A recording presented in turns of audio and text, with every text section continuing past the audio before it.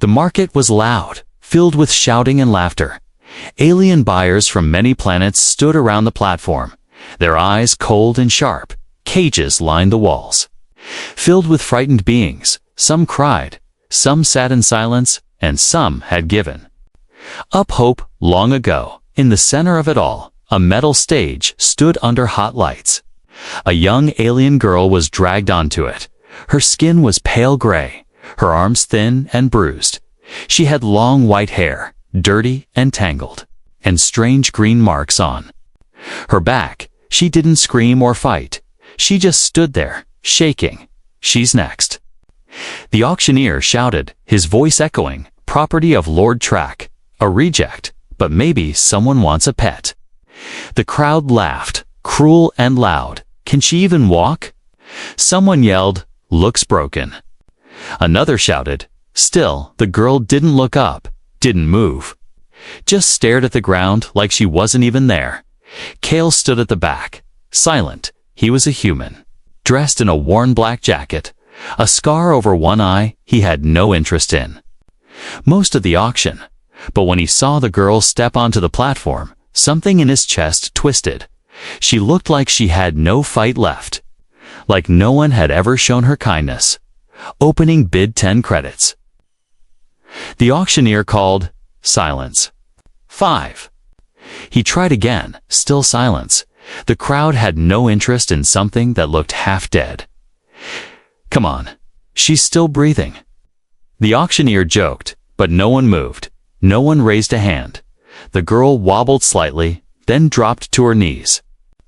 The auctioneer groaned, "Worthless." "Fine, scrap her." Before he could finish, a voice broke the silence. "I'll take her." Cale said, calm but firm. Heads turned. The crowd looked at him, confused, then amused. "You serious, human?" The auctioneer laughed. "You want that?" Cale stepped forward. Slowly. "Yes," he said. "I'm not here to buy a slave. I'm taking her out of here." Someone in the crowd scoffed. "That thing's trash. Human. Not even worth her weight in metal." Another alien shouted, "You trying to impress someone? Or just stupid?" But Cale didn't answer. He walked up to the stage, ignoring the laughter and insults. The auctioneer frowned. "You know the law once you take her, she's your problem. No refunds." Cale nodded. "Fine by me." He placed a small card on the counterpayment. Confirmed. The auctioneer sighed. "She's all yours, freak," and waved Cale off. Cale climbed onto the platform and knelt beside the girl. She didn't look up, didn't move. He gently placed a coat around her shoulders. "You're safe now," he said softly. The girl blinked, then slowly turned her head toward him. Her eyes were wide and full of fear, as if no one had ever said those words to her before. He picked her up carefully. She was light as a feather. And as he carried her down the stage, the crowd watched in silence. Some shook their heads, some laughed. But no one stopped him. Outside, the night was cold and windy. Cale's ship stood alone in a quiet docking bay. He stepped inside, the door sealing behind them with a soft hiss. He placed the girl on a soft bed in the bedroom. She curled up immediately, clutching the coat tightly like it was the only thing keeping her alive. Cale sat nearby and let out a breath. "What did they do to you?" he whispered. The scanner beeped low vitals, malnourished, extreme trauma, whoever she was. She had been treated worse than an animal. He didn't ask her name. She couldn't speak. Not yet. She just stared at the wall, her eyes empty, but always alert. Cale didn't push. He just made her some soup, left it by her side, and dimmed the lights. As the ship lifted off, Cale looked out at the dark sky. He had no idea what he had just done. He didn't know her story, her race, or why she was abandoned. But something deep inside told him she deserved more. Not as a slave, not as property, but as someone who could heal back in the bedroom. The girl watched him from the shadows. She didn't understand what he wanted. No pain, no chains, no commands. She didn't trust him. Not yet. But for the first time in her life, she was warm and safe, and free from hands that hurt. And in her heart, a small, broken hope began to flicker. Kale sat in the control room of his ship. The wind chaser. He stared at the stars as they passed. By through the viewing glass, his mind wasn't on the flight path or the fuel levels. His thoughts were back in the medroom, the girl he had just saved from the auction block. He didn't even know her name. She hadn't spoken a single word. But the look in her eyes haunted him like someone who had lived through nightmares with no end. The computer beeped softly, pulling Kale back to the present, course locked to neutral zone. It said in a calm voice. He nodded. Good. Kale stood and walked toward the back of the ship. The hallway lights dimmed as he passed. When he reached the medroom door, he paused for a moment, then stepped inside. The girl was still lying on the bed. She had eaten some of the soup. Not much, but it was a start. She now sat with her knees pulled to her chest. The coat wrapped tightly around her. Her eyes followed Kale as he entered, wary but not wild like before. I brought you something, Kale said gently. Holding up a small datapad, it's a translator tool, basic words. He placed it on the table beside her and backed away. I won't force you. He added, use it if you want. The girl didn't move, but her eyes flicked toward the device. After a long silence, Kale spoke again. I know you don't trust me. I wouldn't trust me either if I were you, he said with a tired smile. But I didn't take you to hurt you. He sat on a nearby stool, not too close, not too far. I don't like slavers, he said, voice low. I used to work on mining colonies, saw what they did to people like you. They break you, sell you, throw you away when you're no use. The girl didn't reply, but something in her posture softened just a little. Kale didn't push. Instead, he leaned back and looked at the ceiling. You don't have to speak, he said. You don't have to be anything for me. The ship rumbled gently as it passed through a jump gate. Kale stood again. I'm setting course for the outer fringe. No laws out there. No slavers, you'll be safe. He turned to leave, and paused at the door. If you remember your name, or want a new one, let me know. As he walked away, the girl looked down at the translator pad. She reached out slowly, touching it with trembling fingers. A soft beep lit the screen. Basic language training activated. Later that night, Kale was in the engine room doing maintenance. Suddenly, the ship's alarm buzzed quietly. Incoming message. Kale wiped his hands and tapped the console. The screen showed a strange symbol. It was from the Slaver Syndicate. His face darkened as he read the message. Return the property. You have 48 hours. This is your only warning. Kale's jaw clenched. They tracked us already, he muttered. He knew what that meant. There would be hunters, spies, maybe even bounty killers sent after them. He turned off the screen and went back to the medroom. The girl was asleep. Now curled under a blanket, her breathing was still uneven, like someone who never slept peacefully. Kale looked at her and sighed. He had made a choice back on that auction block, but now it wasn't just about helping her. It was about protecting her from a whole system that wanted to destroy her. The next morning, the girl was sitting up when Kale returned. She pointed at the translator pad and tapped a word. Name, it said aloud in a soft voice. Kale raised an eyebrow, surprised. She tapped again, then slowly pressed a few more buttons. The pad spoke. No name. Can I have one? Kale sat down beside her, a small smile forming. Of course, he said. He thought for a moment, then said, what about Zero? It's from an old Earth language. It means survivor. The girl blinked slowly, then nodded. Zero. She repeated quietly with the translator's help. It was the first time she had said anything out loud. Even with help, Kale saw something in her eyes, now still afraid. Still broken, but not empty. Later, Kale helped Zero walk to the observation room. Her steps were weak, but determined. She looked out at the stars with wide eyes, as if seeing them for the first time. "This is freedom," Kale said softly beside her. Zero nodded, her fingers gripping the edge of the window frame. But peace didn't last long. The ship's warning system blared on Unauthorized ship approaching. Kale ran to the controls and saw it a small attack vessel, fast and armed. "Damn," he whispered. "They're already here." He turned to Zira. "Stay hidden no matter what." But Zira stepped forward. Eyes focused, "No run," she said slowly through the translator. Kale froze, surprised by her voice. "You don't have to fight," he said quickly, but Zero shook her head, then placed a hand on her chest. "Fight." "If must," she said, struggling with the words, but clear in meaning. Kale stared at her in shock. There was strength hiding inside this girl.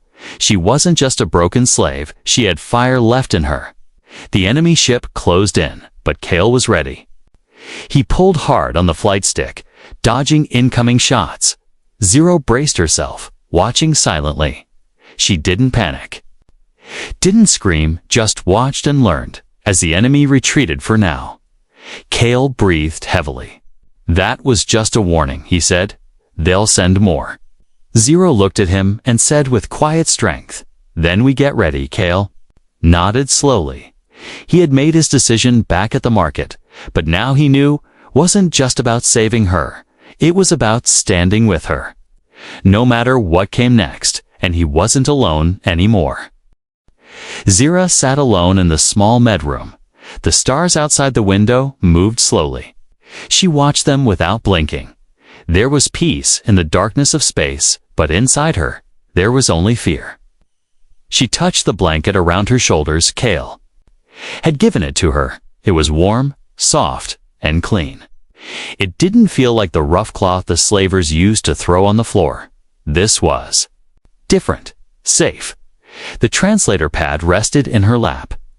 She had been learning words every hour. Her voice still trembled when she spoke.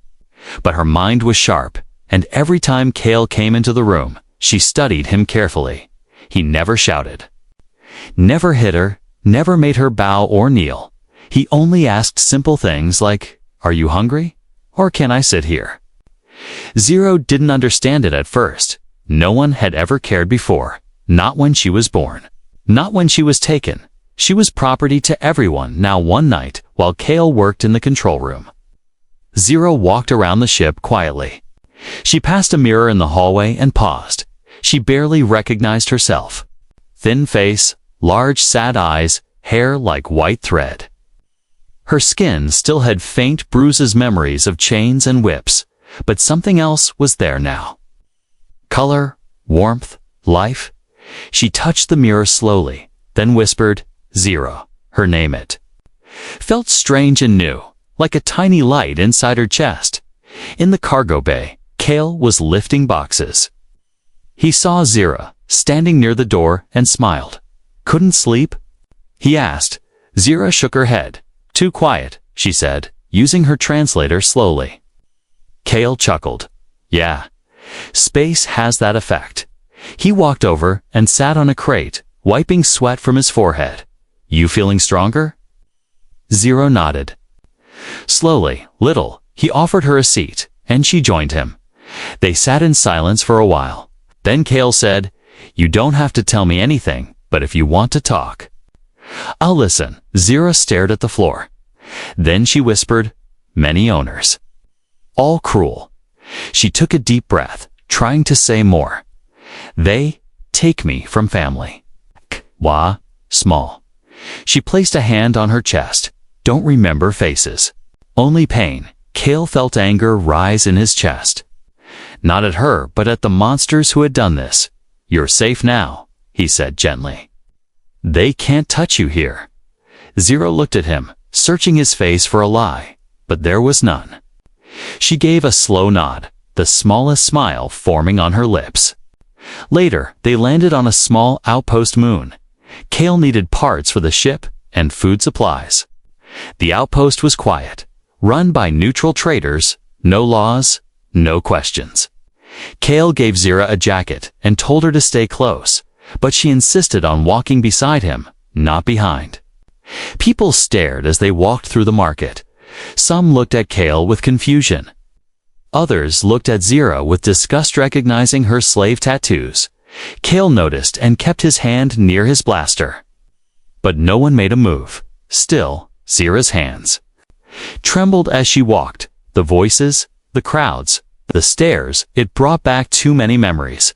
One trader leaned over and sneered. "You bought that thing, human." Could have gotten a better one. Kale turned, calm but cold. "She's not a thing." He said, "Watch your mouth." The trader backed away, surprised. Zira's eyes were wide. No one had ever defended her before. Not once in her whole life. They returned to the ship quickly. Kale placed the supplies in storage while Zira sat in the medroom. Suddenly, the door alarm beeped. Someone was trying to contact them. Kale answered, and the screen lit up with a rough-faced alien enforcer. "You have property that belongs to us," he growled. "Return it, or we'll take it." Kale didn't blink. "She's not property anymore. She's free." The enforcer laughed. "There's no such thing as freedom for her kind." Then the screen went dark. Kale's fists clenched. He walked to the medroom, where Zira waited. "They're coming," he said softly. "We need to move soon." Zira looked at him, calm but serious. "I want to fight," she said. Kale shook his head. "You've been through enough." But Zira raised her chin. "Not weak," she whispered. "Not anymore." That night, she had a strange dream.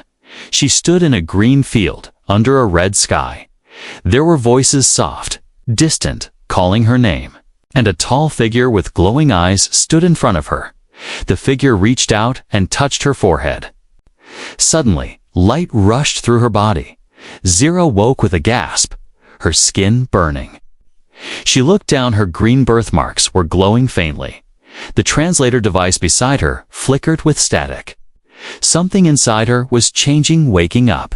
She rushed to Kale. "Something wrong?" she said quickly. He looked at her marks, his eyes narrowing. "You okay?" Zira nodded, but said, "I feel strange." Kale took a scanner and held it to her skin. The screen showed unusual energy patterns, unknown to human science. "You're not just any alien," Kale whispered. He looked into her eyes. "There's something more." Zira stood still, confused. She didn't understand what she was becoming. But one thing was clear. She was not broken. She was awakening. The wind chaser flew through deep space. Far from trade routes, Kale had shut down all signals. All lights running silent. He knew the slavers wouldn't stop, not until they took Zira back. Or killed them both. Zira sat in the corner of the ship's training room. Her arms were wrapped around her knees. Her glowing marks had faded a little, but they still pulsed at times like a slow heartbeat. She didn't understand what was happening to her, only that her body felt stronger every day and stranger. Kale entered quietly, carrying 2 cups of tea. He handed one to her and sat down on the bench. "You sleep?" he asked. Zira shook her head. "Dreams again?" she whispered. "Same red sky." Kale sipped his drink, then said, "I think someone is trying to wake you. Maybe your old people." "Your bloodline?" Zira looked at him, eyes unsure. "But I don't know them." Kale nodded. "Maybe they'll find you first." The ship's scanner beeped. Kale stood quickly and ran to the control room. Zira followed close behind. Her eyes sharp, one red dot flashed on the radar incoming ship. Fast armed and closing in. Kale cursed under his breath. "They found us." Zira felt her hands tighten. Her breath became slow and deep, not from fear, but readiness. Kale looked at her. "They'll try to board us. We can't outrun them in this part of space." Zira stepped forward. "We fight." Kale hesitated. "You sure?" Zira nodded once, her voice calm. "I'm not slave now." The enemy ship latched onto the wind chaser with magnetic clamps. The walls trembled as the boarding tunnel connected. Kale handed Zira a stun pistol, but she shook her head. No. She said, "I'll use this," and raised her glowing hand. Kale's eyes widened but said nothing. He readied his rifle and moved to the entrance bay. The door hissed open, and 4 armored slavers stepped inside, big, ugly, armed with shock weapons. Their leader, a tall alien with metal skin, stepped forward. "Return the girl," he barked. Kale stepped in front of Zira. "She's not going anywhere," the slaver growled. "You don't understand, human. She is not just a slave, she's a lost prototype, a rare bloodline that was supposed to be destroyed." Zira's heart raced. "Prototype," she whispered. The slaver turned to her, smiling cruelly. "Your kind was built for control." He said, "But your mother hid you. We thought you died." Zira's hands began to glow. Brighter than before. "I didn't die," she said. "Coldly, I lived." Then everything changed. Zira lifted her hand and sent out a shockwave of energy. The slavers flew backward, crashing into the walls. Their weapons sparking. Kale stared in awe. She hadn't touched them. But her power knocked them down like paper. The air around her shimmered like heat, her marks glowing brighter with every breath. The slavers scrambled to their feet. One fired at her, but the blast stopped mid-air, hovering before her chest. Zira looked at the beam, then pushed it away with her mind. It struck the wall behind her, leaving a deep burn, but she didn't even blink. The lead slaver ran, but Kale shot him in the leg. He dropped, groaning in pain. Zira walked toward him slowly. "You made me a slave," she said softly. "You broke me." The slaver raised his hand in fear. "I was following orders, please." Zira stood over him, her hand glowing. Kale stepped forward. "Zira, don't." Zira looked at Kale, then lowered her hand. "No more chains," she said. "No more pain." Kale nodded in silent agreement. "We'll lock them in the cargo hold," he said. "We'll let the outposts deal with them." Hours later, Kale stood by the control panel. Zira sat beside him, quiet but alert. "You were amazing," he said finally. Zira didn't smile, just said, "I didn't know I could do that." Kale nodded. "Neither did they. They called you a prototype. But I think you're more than that." Zira looked down. "Then what am I?" Kale thought for a moment, then said, "You're someone who survived everything they tried to destroy. You're a miracle." Zira blinked, eyes misty. No one had ever called her that before. Later, in the medroom, Kale scanned Zira's body again. The results were strange. Her cells were changing, adapting. He looked at the files from the slaver ship's computer. Zira belonged to a species thought extinct, created for leadership, with natural energy control, but her people had rebelled, and most were wiped out. Zira had been hidden as a child, captured years later by raiders, never knowing who she was. Kale sat back, the truth sinking in. She wasn't just a rescued slave. She was the last of something powerful, something the galaxy had tried to erase. That night, Zira stood in the observation room again. She looked out at the stars with new eyes, not with fear, but with purpose. Kale joined her silently. She spoke first. "What now?" Kale answered. "Now we find the rest of your story. And we fight anyone who tries to stop us." Zira nodded. "I want to learn. To grow." She looked at Kale with quiet strength. "And I want to protect the ones who protected me." Kale smiled. "Then you're already stronger than you." Think. The ship jumped into hyperspace, carrying with it not just passengers, but a legend in the making, asterisk. Kale sat in the dark control room of the Wind Chaser. The stars outside were silent, cold and endless. Zira was resting in the next room, but he couldn't sleep. Too many questions filled his mind, too many dangers ahead. He had copied files from the slaver ship during the attack. Now, those files sat open on his screen. Encrypted, old, filled with strange alien codes and names he didn't recognize. But one word kept appearing again and again. Araline. Cale leaned back, thinking. He opened a star map and searched the name. Finally, he found a Terraline was not a person. It was a planet, now marked as quarantined. Long abandoned after a mysterious war more than 30 years ago. What happened? There, he whispered. Then he checked the slaver's logs again. That planet. It was the last known home of Zira's kind. Zira woke suddenly, a sharp pain behind her eyes. She sat up, breathing hard, the room dim and quiet. Her hand touched. Her forehead warm, pulsing, the strange marks on her skin glowed again, but not like before. This time, they showed. Symbols. She stood up and moved to the mirror. The green patterns had formed ancient letters, words she didn't understand. She called out, Cale. He came running, holding his blaster just in case. Zero pointed to her skin. Look, Cale's eyes widened. It's writing. She nodded. I didn't do this. Cale quickly scanned the symbols with his datapad. The screen tried to translate, and slowly, a sentence appeared. Arlene sleeps, but her light remains. Zira stepped back, that name.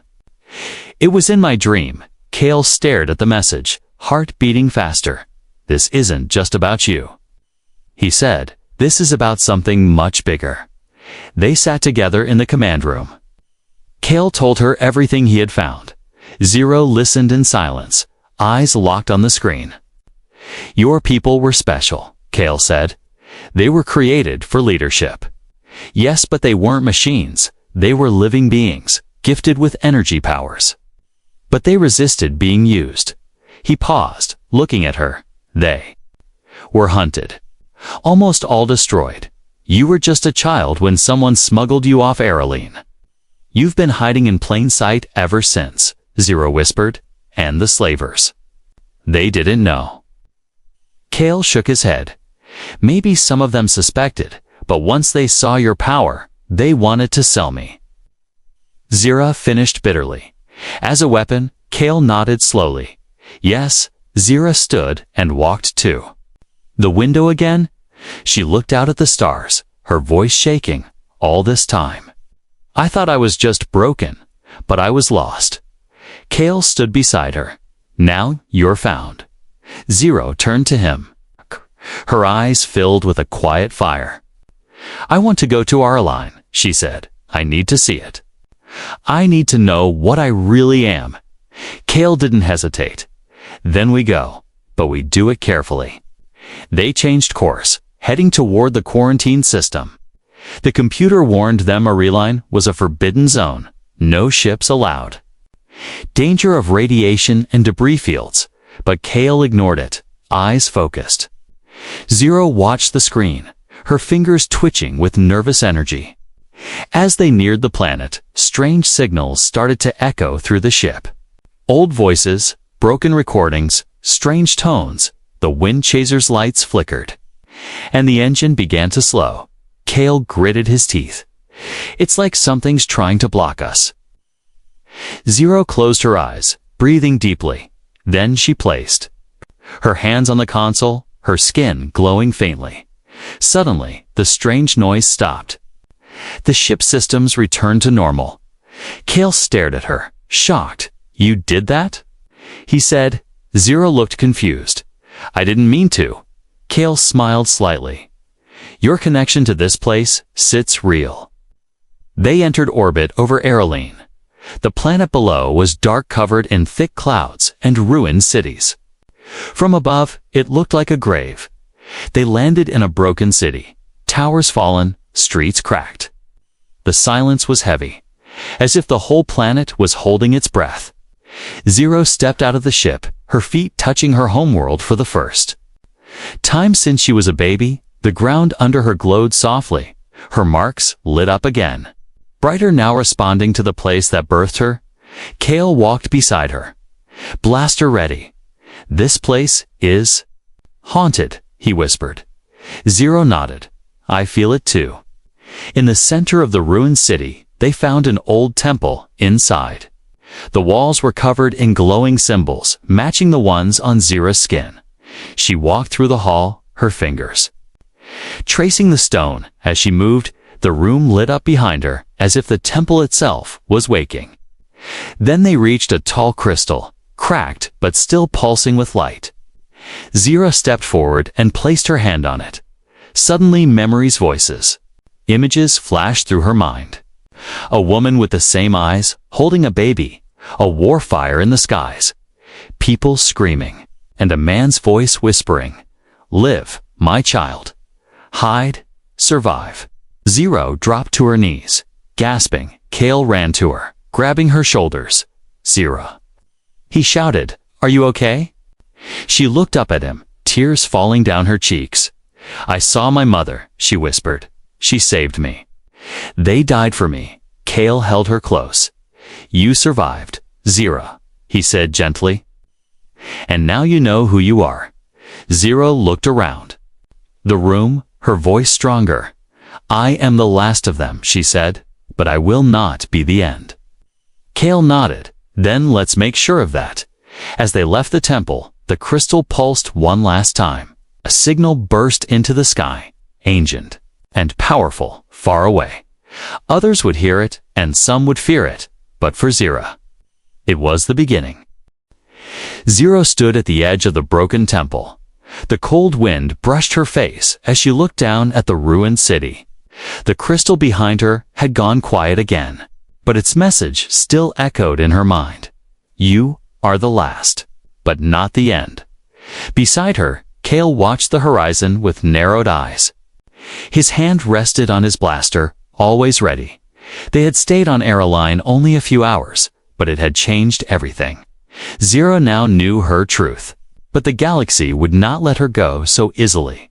The signal from the crystal had traveled far, too far. The warning came too late as they walked back to the ship. Kale's wrist device beeped, incoming vessels, 3 unidentified ships, approaching fast. Kale cursed under his breath. They followed us. Zira clenched her fists, her heart beating fast. We can't fight 3 ships, Kale said quickly. We'll have to hide or run. But they didn't make it to the wind chaser before they reached the ramp. The sky exploded with noise. Dropships landed hard all around them, engines screaming. From the shadows came armored figures, slavers, mercenaries, and bounty hunters. Zira recognized their leader, the tall one with metal skin from before. He was not laughing this time. "Found you," he said coldly. "You should have stayed in your cage." Kale stepped forward, gun raised. "You're not taking her." But they were surrounded. Dozens of enemies with weapons locked on. The slaver raised a hand. "Alive," he ordered. "But hurt the human if you must," Zira shouted. "No, don't hurt him." But the soldiers moved fast. Kale fired, dropping 2. But a stun blast hit him from behind. He collapsed, groaning in pain. Zira ran to him, but a net launched from the side and caught her. She screamed, her body trapped, her powers flickering. As pain rushed through her, they had used dampener special tech that weakened her abilities. Everything went black. When Zira woke, she was in a dark cell. Her hands were chained to the wall with energy cuffs. Her skin burned where they had shocked her. The room smelled like oil and blood outside. She heard the low hum of a slaver ship. They were moving her again. She didn't know where they were going, but she knew what they wanted. Control, obedience, power. Zira closed her eyes, trying to find calm. She thought of Kayla's face, his voice, the way he had stood in front of her again and again. "Please be alive," she whispered. Meanwhile, Kale was alive barely. He had been left behind in the ruins, unconscious and bleeding, but he woke with a growl of pain. Dragging himself to the ship, he fixed the controls with shaking hands. His vision blurry, he scanned the sky and found the slaver ship leaving orbit. "They took her," he said, through gritted teeth. Then he pulled a small chip from his belt and plugged it into the console. A red light blinked, tracker activated. "Kale, had placed a tracker on Zira's jacket the day they left the slave market. Just in case, he had said. Now it was the only thing that could help him find her. He followed them across to star systems. The wind chaser barely held together. Engines overheating, weapons damaged, but Kale didn't stop. He reached a red gas planet, and there, hidden in its storm clouds, floated a massive station, a slaver fortress, ancient and deadly. Kale landed far from the main dock and entered through an old maintenance shaft. He moved like a shadow, using every trick he had learned in his years as a soldier. Zero had saved him once. Now it was his turn. Inside the fortress, Zero sat in a high-tech cage.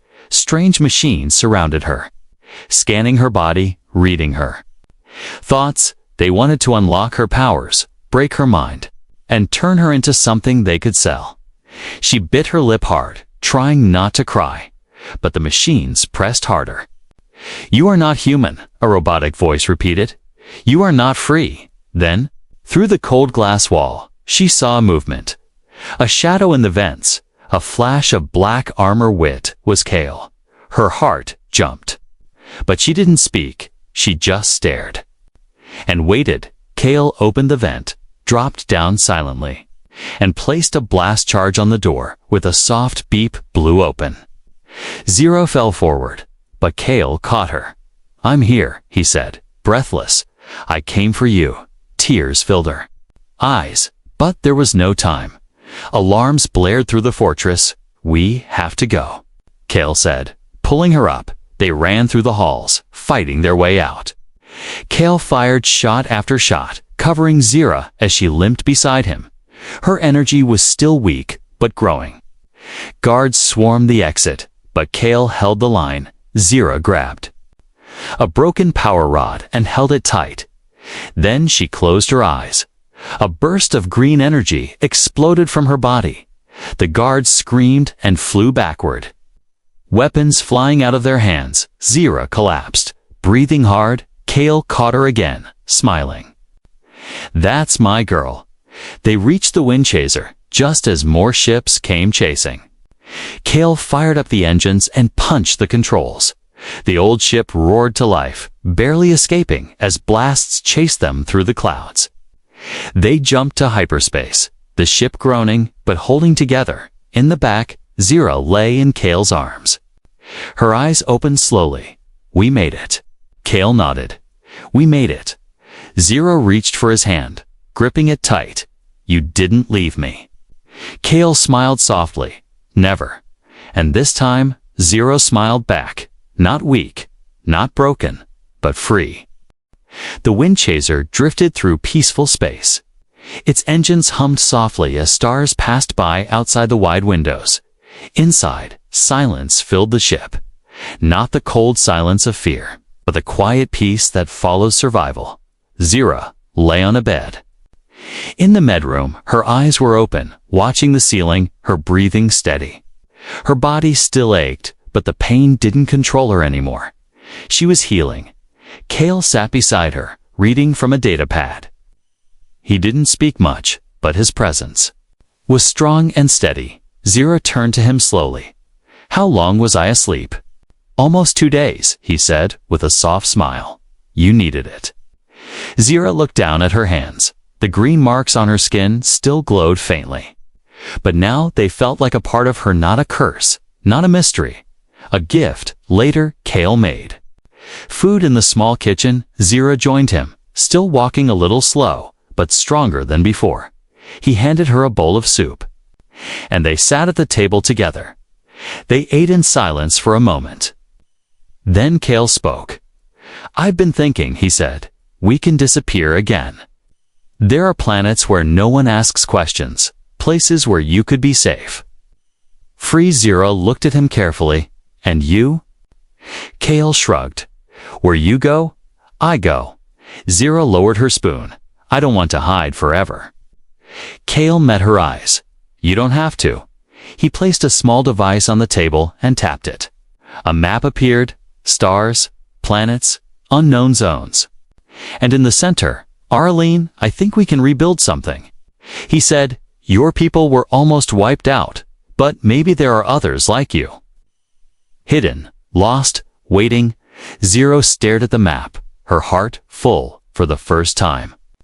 I want something, she whispered. Kale leaned forward. What is it? She looked up at him, her voice steady. A home. A few days later, they returned to Aeroline. This time, there was no fear, no danger, only purpose. Zira stood in the temple again, hands glowing. She placed them on the crystal and focused. Energy flowed through her like warm wind, and the room lit up brighter than before.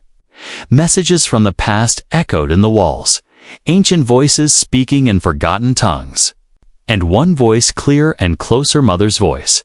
If you are hearing this, my daughter, you survived. You are not alone.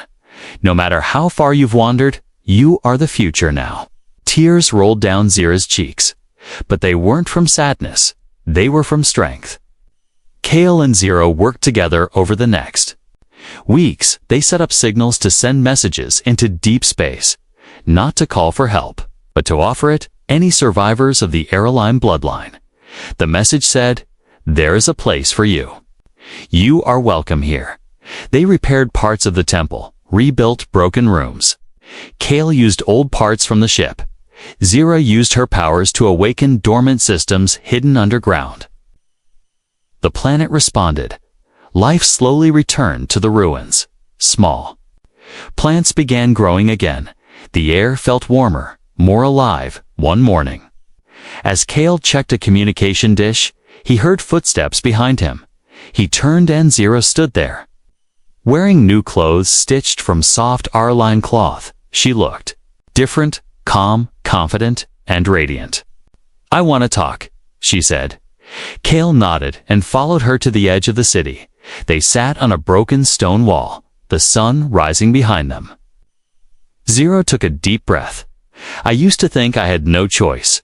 Everything was chosen for me. What to wear, where to sleep, who to obey. She looked at him, eyes shining. But you gave me something no one ever did. A choice. Kale nodded slowly. And what do you choose now? Zira smiled, her voice clear. I choose this planet. I choose to protect it. I choose to help others like me. Then she placed her hand gently over his. And I choose you. Kale's heart skipped a beat. He had risked everything for her, not expecting anything in return, but now sitting beside her. Hearing those words, it was worth it all. Months passed, and the signal from Aeroline reached far corners of the galaxy. One by one, small ships began to arrive, carrying scared and lost people's strange marks on their skin.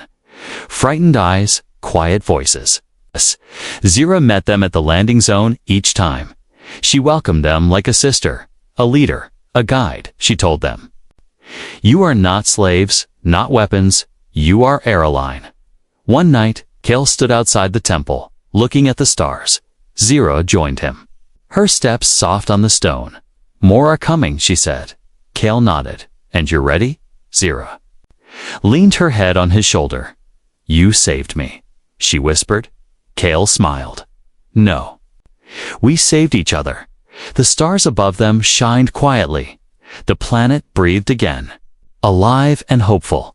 And somewhere in the galaxy, those who once hunted Zira now whispered her name in fear. She was no longer a slave, no longer broken.